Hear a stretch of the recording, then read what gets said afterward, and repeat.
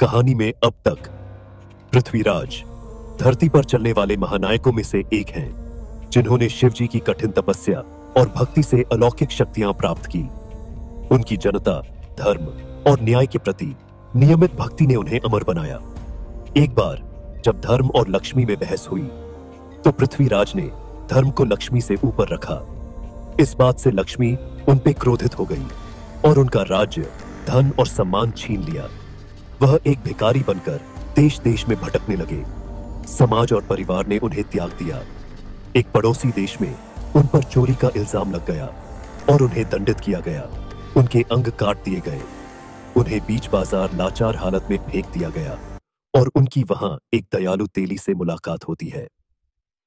अब आगे तेली दिन भर तेल बेचने के बाद शाम को अपने घर लौटा।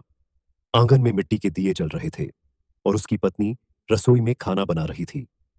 तेली दरवाजा खोलकर अंदर आया और उसके चेहरे पर एक अनोखी प्रसन्नता झलक रही थी। उसकी पत्नी ने चूल्हे से मुड़कर देखा और पूछा, आज आप बहुत खुश लग रहे हैं, क्या बात है? तेली ने बैठते हुए जवाब दिया, आज बाजार में मेरी मुलाकात एक दिव्य आत्मा से हुई। जिज्ञासा से पत्नी ने पूछा, दिव्य आत्मा? वह कौन है? कुछ देर सोचते हुए तेली ने कहा, वह एक लूला लंगड़ा व्यक्ति है, लेकिन उसकी आंखों में अद्भुत तेज है। मुझे ऐसा लगा जैसे वह कोई साधारण इंसान नहीं बल्कि देवता है। भावुक होकर पत्नी बोली, सुनिए, हमारे कोई संतान नहीं है, क्यों ना हम उसे अपने घर ले आएं? उसका पालन पोषण करके हमें भी संतान का सुख मिलेगा। तेली ने गंभीरता से कहा, यह सही बात है, लेकिन राजा की अनुमति के बिना ऐसा करना उचित नहीं होगा। मैं कल सुबह राजा से बात करूंगा। पत्नी ने सहमति में सिर हिलाया। दोनों के चेहरे पर आशा की एक नई रोशनी चमक उठी। अगले दिन सुबह तेली राजा के महल पहुंचा। महल का वातावरण शाही भव्यता से भरा हुआ था। राजा अपने सिंहासन पर विराजमान थे। राजा ने तेली को देखकर पूछा, बोलो तेली, क्यों आए हो? तेली ने विनम्रता से उत्तर दिया, महाराज, मैं आपसे एक प्रार्थना करने आया हूं। राजा ने आश्चर्य से पूछा, प्रार्थना? कैसी प्रार्थना? तेली ने निवेदन किया, वह लूला लंगड़ा व्यक्ति जिसे आपने चौराहे पर छोड़ दिया है, अगर आप अनुमति दें तो मैं उसे अपने घर ले जाना चाहता हूं। राजा ने कुछ पल विचार किया और बोले, वह हमारे किसी काम का नहीं है। ठीक है, तुम उसे अपने घर ले जा सकते हो। तेली यह सुनकर खुशी से झूम उठा और झुककर कहा, धन्यवाद महाराज। तेली राजा की अनुमति के बाद उस व्यक्ति पृथ्वीराज को अपने घर ले आया। पृथ्वीराज का चेहरा दिव्य तेज से दमक रहा था। तेली की पत्नी ने उसे प्यार भरे स्वर में कहा, बेटा, हमारे घर में तुम्हारा स्वागत है। अब यह घर तुम्हारा भी है। पृथ्वीराज ने विनम्रता से उत्तर दिया, माता, आप जैसा कहेंगी वैसा ही करूंगा। पृथ्वीराज के घर आने के बाद से ही वहां समृद्धि बढ़ने लगी। तेली और उसकी पत्नी हर दिन उनके लिए सबसे अच्छा करने का प्रयास करते और उनकी देखभाल में लगे रहते। उधर महल में एक शाम राजकुमारी अपने कक्ष में बैठी थी। उसके चारों ओर दीप जल रहे थे। जैसे ही संध्या घिरी, राजकुमारी ने दीपक राग गाना शुरू किया। यह राग महल और पूरे नगर को रोशन कर देता था। उसके गाने के साथ ही सभी दीपक जगमगा उठे, लेकिन जैसे ही उसने गाना बंद किया, दीपक बुझ गए। थोड़ी देर बाद बिना किसी राग के वे दीप फिर से जल उठे। राजकुमारी हैरान होकर सोचने लगी, यह क्या हो रहा है? मेरे बिना इन दीपों को और कौन प्रज्वलित कर सकता है? अगले 2-3 दिनों तक यही सिलसिला चलता रहा। राजकुमारी ने मन ही मन सोचा, यह कोई साधारण व्यक्ति नहीं कर सकता। राज्य में अवश्य कोई ऐसा है जो इस अद्भुत कला में निपुण है। राजा ने अपने दरबार में एक भव्य स्वयंवर की घोषणा की। दरबार रौनक से भर गया और शाही माहौल में घमाघमी थी। राजा ने गंभीर स्वर में कहा कि राजकुमारी का स्वयंवर आयोजित होगा और हर राजा और राजकुमार को आमंत्रित किया जाएगा। तेली के घर पर पृथ्वीराज ने तेली से कहा कि वह भी स्वयंवर में जाना चाहता है।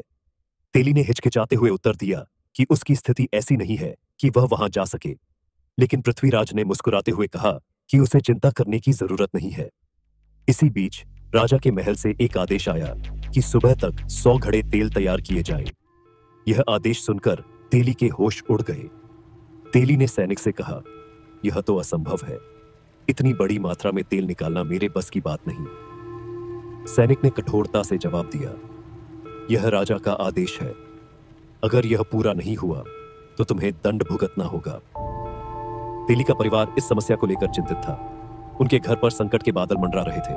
रात के समय तेली बेचैनी से आंगन में चक्कर काट रहा था और उसकी पत्नी चूल्हे के पास आंसू लिए बैठी थी। पृथ्वीराज, जो शांत मुद्रा में ध्यान कर रहा था, ने धीरे से अपनी आंखें खोलीं और पूछा, पिताश्री, आप चिंता क्यों कर रहे हैं? तेली ने हताशा में कहा, बेटा, यह असंभव है। हमारे पास इतने बैल नहीं हैं। यह तो मौत का फरमान है। पृथ्वीराज ने मुस्कुराते हुए उत्तर दिया, आप मुझ पर विश्वास करें। राजा से कहिए कि 100 घड़े मंगवा लें। बाकी सब मुझ पर छोड़ दीजिए। तेली को पृथ्वीराज पर थोड़ा भरोसा हुआ। उसने राजा के आदेशानुसार 100 खाली घड़े मंगवाए। रात का समय था, सभी सो चुके थे। आंगन में 100 घड़े रखे थे। पृथ्वीराज अकेले बैठे थे और ध्यान में डूब गए। अचानक हवा तेज चलने लगी। घड़ों के पास रखी मशालें लहराने लगी।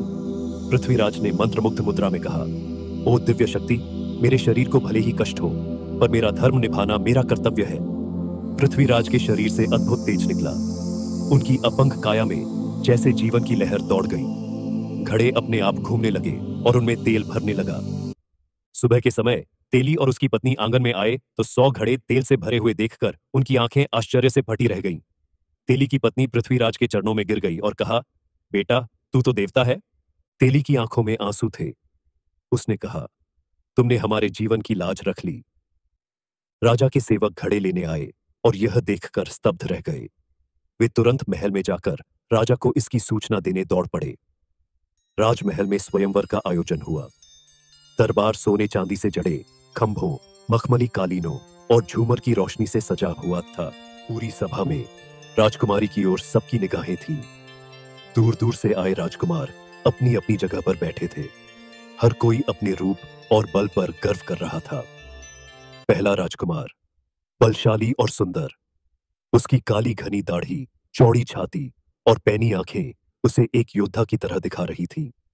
उसके गले में सोने की मोटी माला और कमर पर तलवार बंधी हुई थी। दूसरा राजकुमार, गोरा, लंबा और बेहद आकर्षक। उसकी आंखों में गहराई थी, जैसे वे हर किसी के मन में झांक सकती थी। उसके कंधे चौड़े और शरीर पत्थर की तरह मजबूत था। तीसरा राजकुमार, उसकी अनोखी मुस्कान और चमकदार चेहरा राजसी गरिमा को दर्शा रहा था। उसका सुडौल शरीर और शाही हाव भाव उसे सबसे अलग बना रहे थे। दरबार में सभी राजकुमार अपने घोड़ों और वीरता की कहानियां सुनाकर राजकुमारी को प्रभावित करने का प्रयास कर रहे थे। एक राजकुमार मंद स्वर में स्वयं को योग्य घोषित करता, तो दूसरा राजकुमार अपनी श्रेष्ठता पर हंसते हुए दावा करता।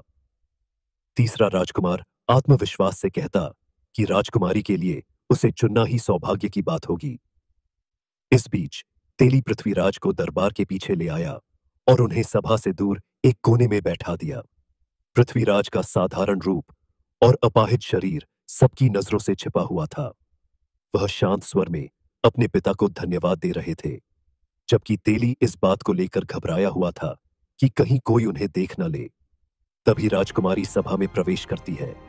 उसकी सुंदरता, शालीन चाल और आंखों की गहराई ने पूरे दरबार का ध्यान खींच लिया। उसके हाथों में एक माला थी और हर किसी की निगाहें उसके चुनाव पर टिकी थी। राजकुमारी ने एक एक कर सभी राजकुमारों को देखा, लेकिन उनमें से किसी में वह तेज और दिव्यता नहीं थी जो वह खोज रही थी। अचानक उसकी नजर दरबार के कोने में बैठे पृथ्वीराज पर पड़ी। उनकी अपंग काया और शांत चेहरा उसे अपनी ओर खींच लेता है। राजकुमारी ने मन ही मन निश्चय किया कि यही वह व्यक्ति हैं जिनके लिए वह बनी है।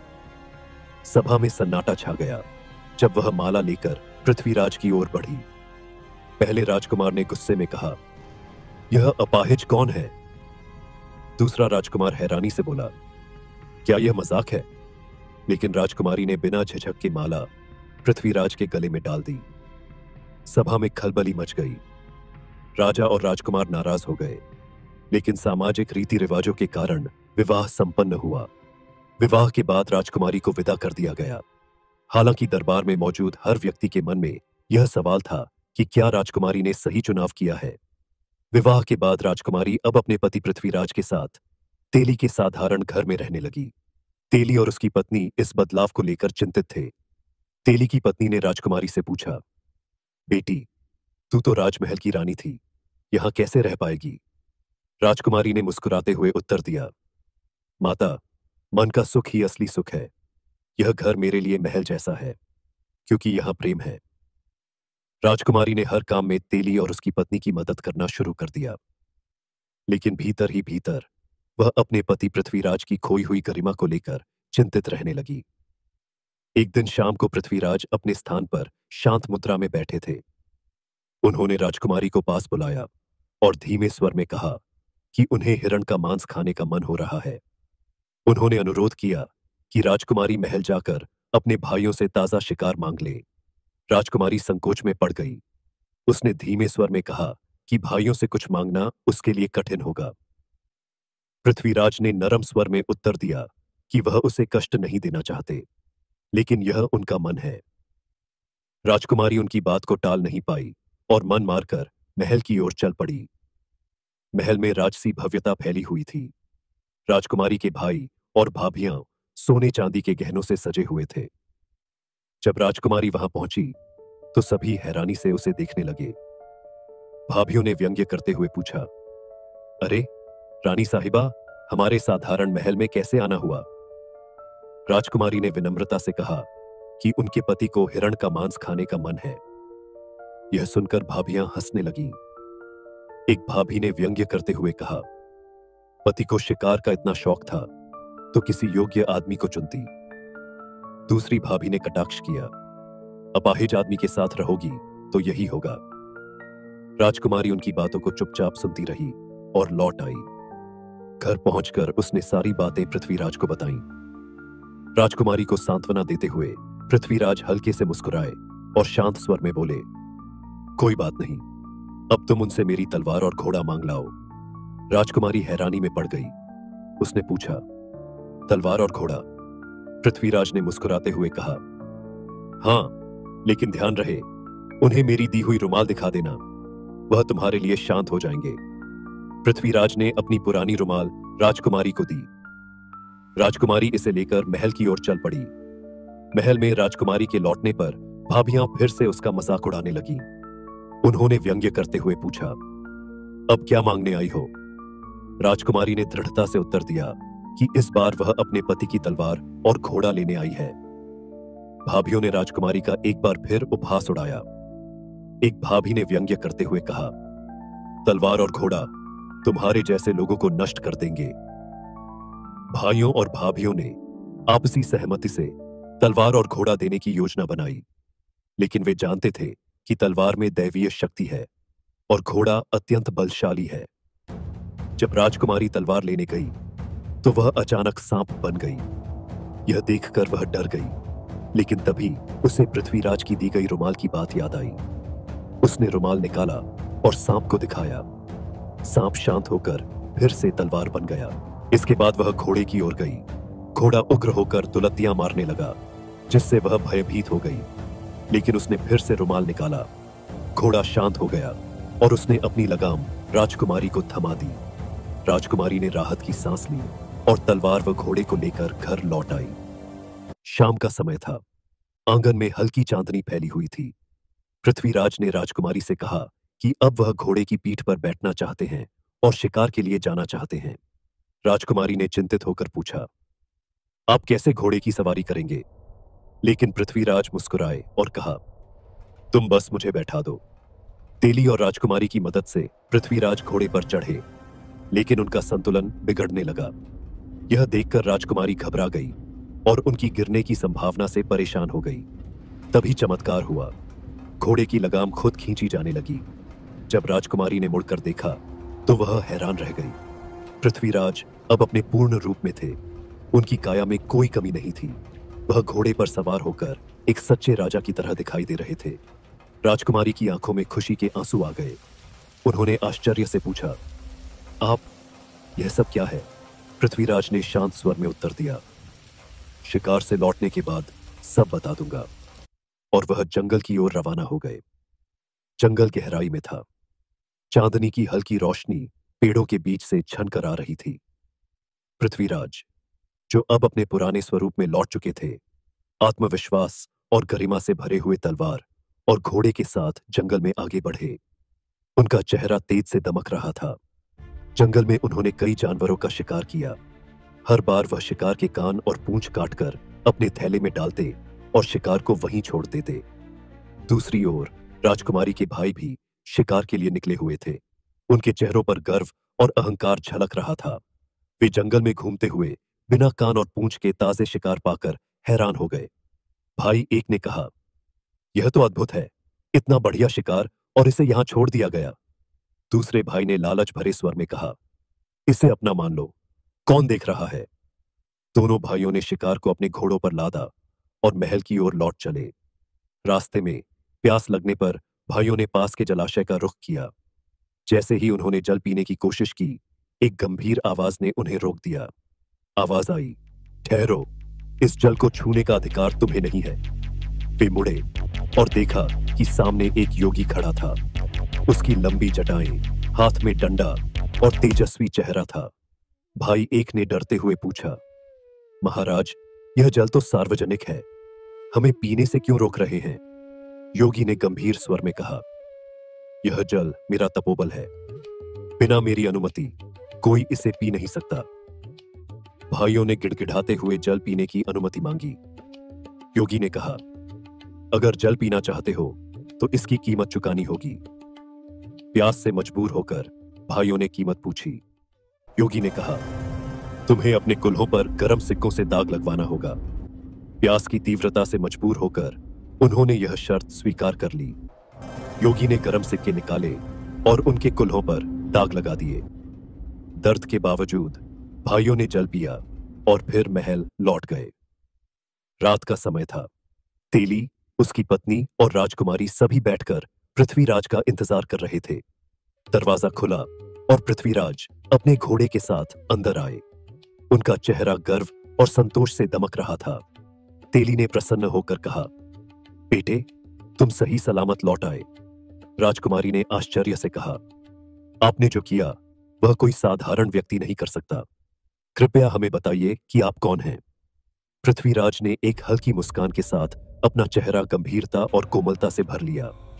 उन्होंने धीरे से कहा कि अब समय आ गया है कि वह अपनी सच्चाई सबको बता दें। उन्होंने गंभीर स्वर में कहना शुरू किया, मैं राजा पृथ्वीराज हूं। मेरी यह स्थिति मेरे धर्म की परीक्षा थी। इंद्रदेव ने मुझे वरदान दिया था कि जब भी मैं उनके दिए हुए घोड़े पर बैठूंगा, मेरे शरीर का हर घाव भर जाएगा और मेरा कोई भी कटा हुआ अंग फिर से पूर्ण हो जाएगा। तेली और उसकी पत्नी यह सुनकर फूट फूट कर रोने लगे। तेली ने पृथ्वीराज के पैर पकड़कर कहा, महाराज, हमें माफ कर दीजिए, हमने आपको पहचान नहीं पाया।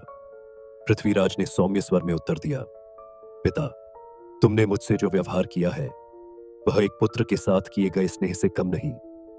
तुम्हें क्षमा मांगने की आवश्यकता नहीं है। अगले दिन सुबह पृथ्वीराज ने राजकुमारी को महल भेजा।